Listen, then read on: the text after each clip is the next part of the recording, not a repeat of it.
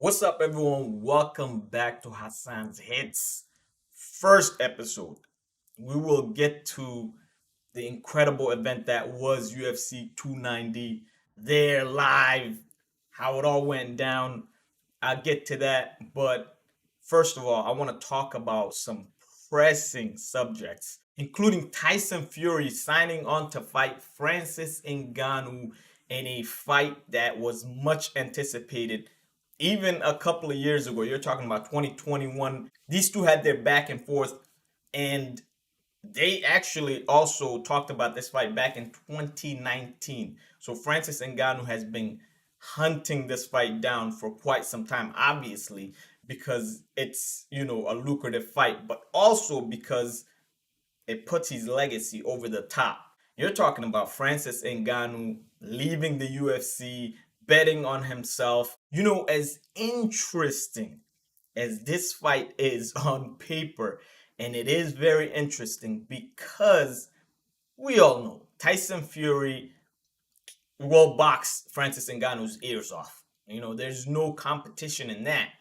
The interesting part comes in because Francis Ngannou has, incredible power in both hands. As Joe Rogan said before, he has the nuclear option where if he lands on you clean just once, the fight could all be over.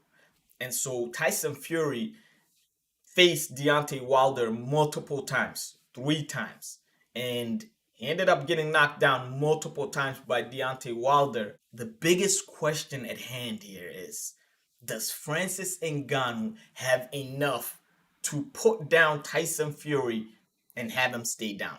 In other words, can he knock him out for good? It looked like when he faced Deontay Wilder that he just was not going to get up from that one. Somehow he got up. And so, we wonder, like, does Francis Ngannou have that type of power?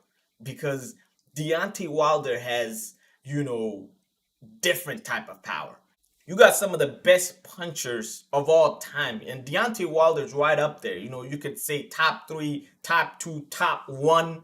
And so if Deontay Wilder couldn't get it done, what makes us believe that Francis Ngannou can? Now, let me play the clip real quick. The promo, which is just an incredible promo. Francis Ngannou posted it on his YouTube page, and it's, like, it just gets you excited for this fight because this is a big fight. This is a fight that will do upwards of 2 million plus, in my opinion. You're going to have the MMA fans come over.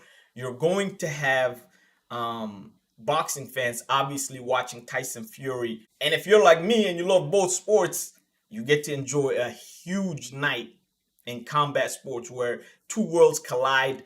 And I think it's much more interesting, in my opinion, than Floyd Mayweather versus Conor McGregor, where it was like, Conor, he has power, but he didn't have power like Francis Ngannou. And Floyd, one of the greatest boxers to ever do it, the greatest defensive boxer of all time, we knew what was going to happen going into that fight. I posted it on social media and everything. Conor had no chance. I think this situation is much different. I believe Francis Ngannou, if he lands clean, Tyson Fury can be in a world of trouble. That's just my opinion. I honestly believe that. But let me get to the clip real quick. Go on the planet. Never underestimate a man with hope and faith. So there you have it. The promo is just world class. World class promo. And you're talking about a fight in which you have Francis Ngannou, undisputed heavyweight world champion of the world, never was stripped, never, lost his title. It's just the UFC could not come to terms with Francis Ngannou. And so he is the undisputed heavyweight champion of the world in MMA. Then you have the heavyweight champion of the world in Tyson Fury. Of course, you have Alexander Usyk, which he ducked, in my opinion, to be, to become undisputed. So he's not the undisputed heavyweight champion of the world, but you're looking at two lineal heavyweight champions of the world in their respective sports. And so that, carries a lot of weight in this fight. And you're gonna have a situation where, who's the baddest man on the planet? As you can see, the poster behind me, who is the baddest man on the planet? That's what's on the line here in this fight. You have a style in which Tyson Fury can actually knock out Francis Ngannou. He can. People out there that don't watch boxing, that only watch MMA, I'm letting you know Tyson Fury can knock out Francis Ngannou. And, he can get him out of there. He can TKO him. He can just completely obliterate him. Just like he did with Deontay Wilder, who is a legitimate, actual boxer. Deontay Wilder is at the top of the heap in the heavyweight division, and Tyson Fury did what he did to him. That could easily be the case with, Francis Ngannou. And it could be much worse because Francis Ngannou doesn't have the tools that Deontay Wilder has in the sport that he's been in for a long time. However, as I said, the interesting part is Francis Ngannou can shut your lights out at any moment in any fight with any type of gloves. That's a fact. If he touches you clean, you might wake up in the locker room. Tyson Fury ducked Alexander Usyk. I'm not going to get off of that point. He ducked Alexander Usyk, 70-30 split, and he did not want to do it. He called for a 70-30 split. Alexander Usyk agreed to it, and Tyson Fury ducked him. And so to him, this is a much easier fight and a lucrative fight at that. And so, of course, as a prize fighter, he takes this fight almost as if it's a tune-up fight. But the problem is, and of course, this is why this is a lucrative fight, and this is why this fight will draw a lot of eyeballs. He picked a guy that can shut your lights out. He's going to have to walk on eggshells because Francis Ngannou is a guy you do not want to play around with in that ring. He could completely be losing the fight and start swinging away. And if he connects on you clean, that could be the end of the fight. I'm super excited for this fight. I'm super excited for Francis Ngannou, who got exactly what he wanted. And for Dana White, this is a message from Francis Ngannou, who told him that he's going to fight the best fighters in the world in boxing. And lo and behold, his first fight in boxing, it's not Chisora, it's not Dillian White, it's not some of these lowly heavyweights, it's not an unranked guy. He's not doing a circus-style show, fighting on the undercard of Jake Paul or anything like that. He is fighting the lineal heavyweight champion of the world in Tyson Fury. That is huge. That is a message to Dana White that Francis Ngannou is not a guy to be played around with. And they lost a good one. I knew the big mistake that the UFC was making, letting Francis Ngannou walk. And now they're going to see the repercussions of it, because you could have a champion like Jon Jones. You could have Jon Jones versus Stipe Miocic.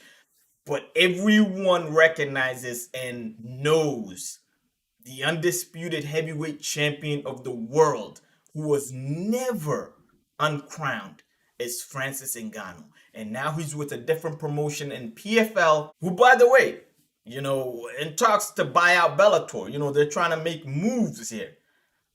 And he's also fighting the lineal heavyweight champion of the world in boxing in his first boxing fight. And so you have a huge problem on your hands if you're Dana White, because you painted a picture as if Francis Ngannou was a guy who didn't move the needle, was a guy who couldn't get his own fights, and was completely out of his mind thinking he could fight the top boxers in the world. But in his first fight, he's fighting the lineal heavyweight champion of the world. Now, I also want to get to real quick, Joe Rogan mentioned that Francis Ngannou has the nuclear option available to him if he wants to use it. And that is, Francis Ngannou's power in those hands. And he mentioned Francis Ngannou versus Alistair Overeem, and that being one of the most brutal knockouts in MMA history. When I watched that fight live, I honestly thought they need to get in there as quickly as possible and try to figure out if Alistair Overeem is okay.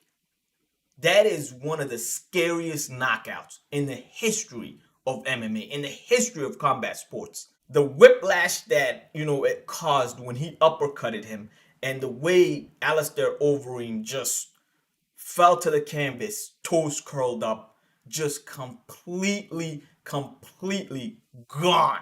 That's just scary. That's the thing. That's scary. That is Francis Ngannou in a nutshell.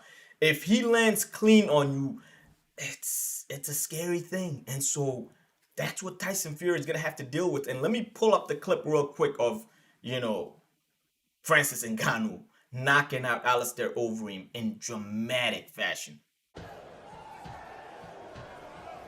Not a lot of people burning up Mick Maynard's phone to try to get a matchup with Ngannou. Oh! Down goes the Reem! Francis Ngannou has arrived! Whoa!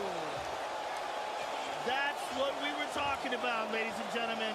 Just heavy hands. And, like I said, I want to be very clear.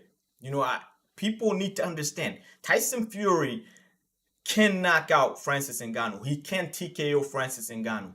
He can shut his lights out.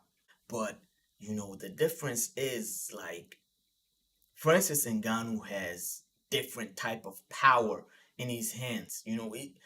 And all he needs to do is land clean once. You have to be logical here. It's an uphill battle for him. He's fighting one of the best boxers in Tyson Fury. And, it's not in his realm. He's not in his realm. He's not in MMA. And he doesn't have those 2-ounce gloves. Understandably, it will be an uphill battle. But he's up to the task. And in my opinion, it's an interesting fight because of Francis Ngannou's power. All right, so let's shift gears here for a second. We have another fight that's building up here in Ruiz versus Wilder.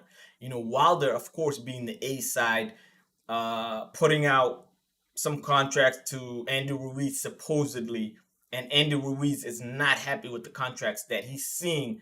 He's not happy with the money that he's being offered. What you mean I'm scared, bro? I ain't scared of nobody. The only person I'm scared is the man up above. You want to talk about money? You want to talk about respect? Are you going to blow my brains out? Bro, you're going to have diarrhea before you step into that ring. Let's make this shit happen. It's hard. I'm trying to get this. I'm trying to humble your ass down, man. Let's just be fair, bro. Let's be reasonable. Now, as you heard it there, Ruiz wants Deontay Wilder to be fair, to be reasonable. However, I see things in a different way. I believe Andy Ruiz is being offered an olive branch from Deontay Wilder. Deontay Wilder doesn't necessarily have to fight Andy Ruiz. And, he's the A side. Andy Ruiz does not have enough cachet to talk the way he's talking right now to Deontay Wilder. He's had the allegations of steroid use. He lost to Anthony Joshua the way he did. He just has not been a guy that's on fire and a guy that, should command this type of money. And so I believe Deontay Wilder is, offering him something that he believes is enough for Andy Ruiz to take this fight, and offering an olive branch. Because you have to realize, if Andy Ruiz was to beat Deontay Wilder, Andy Ruiz now moves up to, the top of the heavyweight division, where he can face guys like Tyson Fury, Alexander Usyk, Anthony Joshua, all of the lucrative fights. So it moves him back up into that branch once again, when he's being looked at as a guy who's a drug cheat, and a guy who hasn't had any big wins as of late, and a guy who just cannot stay in shape. So Deontay Wilder's almost saying, who cares about all of that? He wants to fight this guy, and he thinks it could be an interesting fight, and he's offering him an olive branch. Now it's up to Ruiz to see, is he going to take this olive branch, or is he going to, haggle over negotiations and not being offered enough, in his opinion. This is the interesting part about this fight, is that as far as the technicality of this fight, I believe Andy Ruiz is barking up the wrong tree in that he's built almost like Stavern. If you guys remember Deontay Wilder versus Stavern, Andy Ruiz has a similar build. And he's much shorter than Deontay Wilder. And he's not going to have the reach. He's walking into a fight in which Deontay Wilder has all of the advantages. And you talk about Andy Ruiz can box. He can box. However, when Deontay Wilder has that reach advantage, when he has that height advantage, when he has, the knockout ability that he has supreme confidence, which is why he's calling for this fight. And which is why when he faced Stavern, especially the second fight, he just completely obliterated him. Deontay Wilder's pounding his chest. He's turning away from Stavern as if he just has no respect for him, right? As a fighter. And he does something that I've never seen before in boxing and I haven't seen since. He Euro stepped into a KO. Like that's like, come on. You know how disrespectful it is for you to be in a fight and Euro step into a KO where you're like, you're about to go this way, you come back this way, you knock out. Like, you're playing around with that opponent. You're toying with that opponent. Let me pull up the clip real quick because this is hilarious. Wilder pounds the chest and then hits Stavern twice and a big bomb from Wilder. Timber. Wilder with another big shot at the end. Did McCarthy stop it or did the round go? Now listen, I know y'all just saw that. Like, Stavern melted into the ropes. Like he just, every ligament in his knees was gone. You're talking about ACL, MCL, PCL. Every one of them was gone. That is devastating. He just, like I said, he Euro stepped into that KO. You know how disrespectful that is. I mean, and so let me make the bigger point that I'm trying to make here. I think Deontay Wilder knows that just as he did to Stavern, he's gonna do it to Andy Ruiz. Andy Ruiz is barking up the wrong tree. Like, he's saying that Deontay Wilder's running, he's the one that's scared. I'm telling you, Deontay Wilder is asking for this fight for a reason, and you just saw the reason. Similar build, and when you don't have the height or reach in there with Deontay Wilder, he just has supreme confidence. He can touch you anytime he wants, and he'll put your lights out. We'll see how this thing plays out. You're talking about, negotiations are still ongoing. We'll see if Deontay Wilder, comes up with something that Ruiz might like, or if Deontay Wilder completely moves on and Andy Ruiz is left with nothing. Like, I'm telling y'all right now, Andy Ruiz might view it as disrespect. He might view it as Deontay Wilder is not taking him serious. When in all honesty, I believe Deontay Wilder is throwing him an olive branch when boxing is almost completely done with Andy Ruiz. You're talking about steroid allegations. You're talking about him not being in shape and also not winning big fights. So in my opinion, right, I think Andy Ruiz needs to put his ego and his pride aside and take the olive branch from Deontay Wilder. If you can beat him, prove it. Because Deontay Wilder has big fights on the horizon. They're already negotiating him fighting Anthony Joshua. One of the most lucrative fights, pay-per-view wise, money wise, and a fight that we've been looking forward to since 2017. So before the opportunity passes by him, Andy Ruiz needs to take this olive branch. Due to time constraint, I'll just talk about UFC 290 and, a lot of things that happened with that event. How incredible it is to be at a live UFC event.